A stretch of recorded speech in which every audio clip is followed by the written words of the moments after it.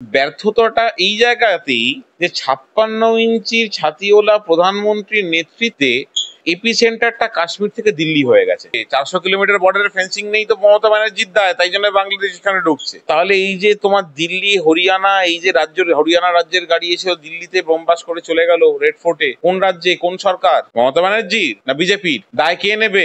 সজল ঘোষের প্রতি বছর পুজোর থিম নতুন পেয়ে যাচ্ছে, কখনো রাম মন্দির, কখনো পেহেলগাঁও অ্যাটাক, এবার হয়তো দিল্লি অ্যাটাক করবে সজল ঘোষ।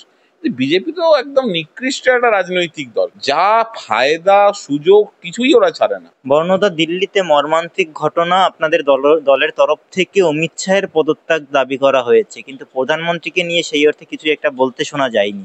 এর কারণ কি? আসলে আমাদের দল তো এই দেশের দল, উনি প্রধানমন্ত্রীও আমাদের দেশের প্রধানমন্ত্রী, কিন্তু উনি তো দেশেই নেই, তাই জন্য ওনাকে বলা হয়নি। আমরা ওনার ভুটান থেকে ফেরার অপেক্ষা করছি। এই ঘটনা ঘটার পরেও উনি কোনো বিবৃতি না দিয়ে, কোনো জনগণের কাছে তার বক্তব্য না তুলে ধরে, দেশবাসীকে আশ্বস্ত না করে উনি ভুটান চলে গেছেন। শীতকাল পড়েছে, একটু ঘুরতে টুরতে গেছে, ঠিক আছে, ঘুরে টুরে ফিরুক, সময় হোক, যখন মনে হবে দেশ প্রায়োরিটি, তখন ওনাকে নিয়ে আমরা বিবৃতি দেবো। কিন্তু দিল্লির এই মর্মান্তিক ঘটনা, এর সাম্প্রতিক অতীতে এই ধরনের ঘটনা দিল্লিতে বা রাজধানীর বুকে দেখা যায়নি। এত মানুষের মৃত্যু, এত বড় বিস্ফোরণ, কি বলবেন? দেখো, ব্যর্থটা কোথায় জানো? কাশ্মীর একটা রাজ্য, যে রাজ্যে আনরেস্ট ছিল আমরা জানি, সেটা তাই জন্য বলা হতো টেররিজমের এপিসেন্টার কাশ্মীর।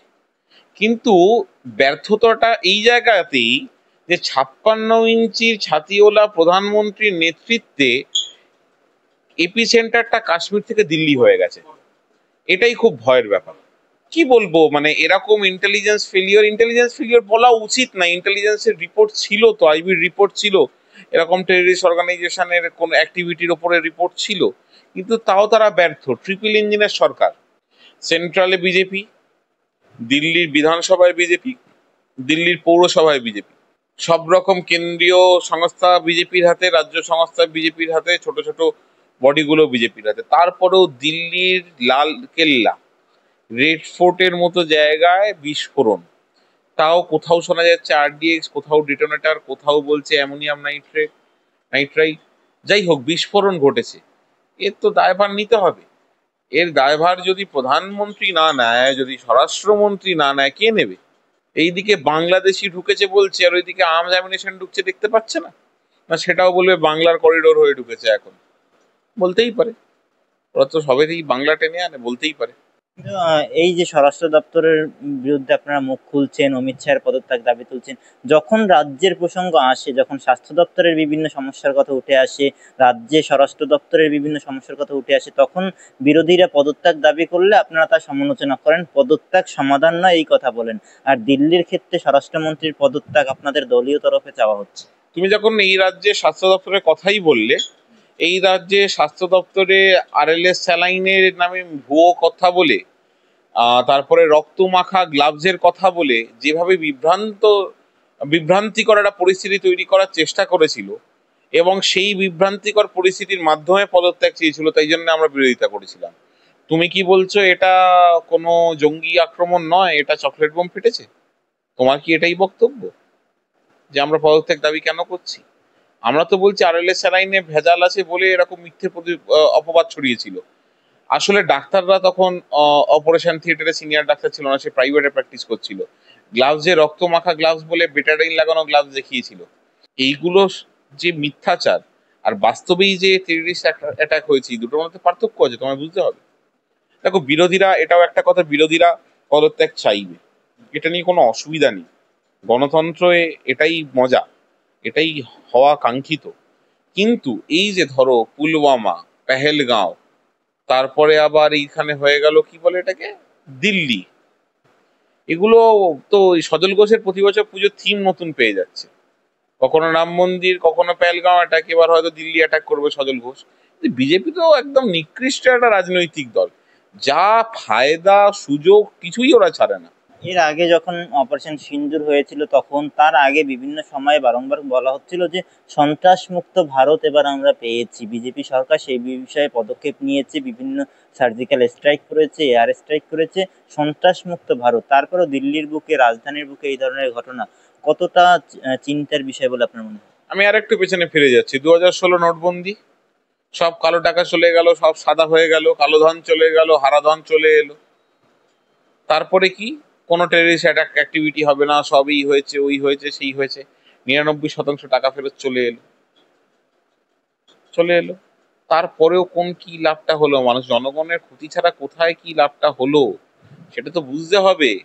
প্রতিটা পদক্ষেপে ফেলিওর। অত বড় আর্মি ট্রুপ মুভমেন্ট হয়, যেটা পেহেলগাঁওতে যে এই আমাদের কি বলে যেটা 14ই ফেব্রুয়ারি যে অ্যাটাকটা হলো পেহেলগাঁওতে, পেহেলগাঁও না পুলওয়ামাতে, অতগুলো সেনা জওয়ান মারা গেল, এয়ার হেলিকপ্টার চেয়েছিল, হেলিকপ্টার দেয়নি।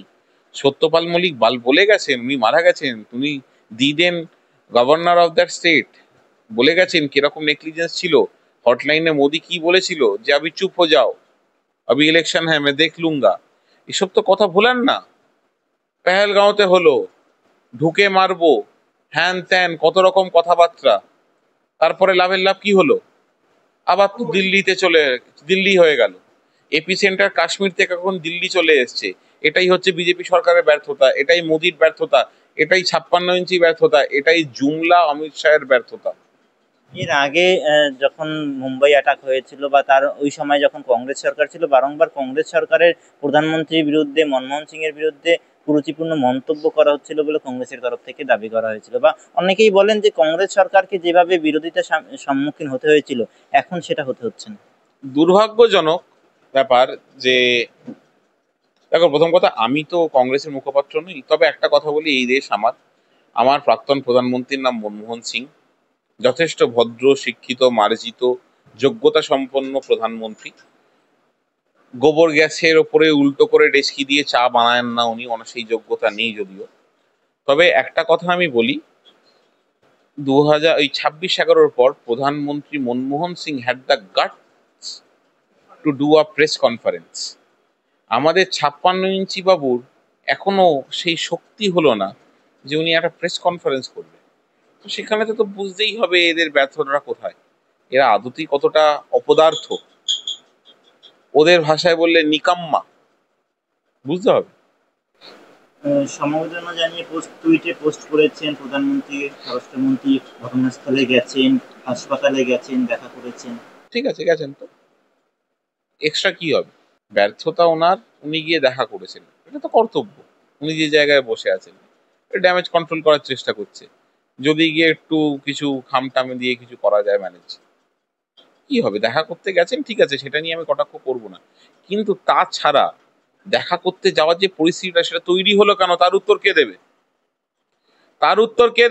400 কিলোমিটার বর্ডারের ফেন্সিং নেই তো মমতা ব্যানার্জির দায়, তাই জন্য বাংলাদেশ এখানে ঢুকছে।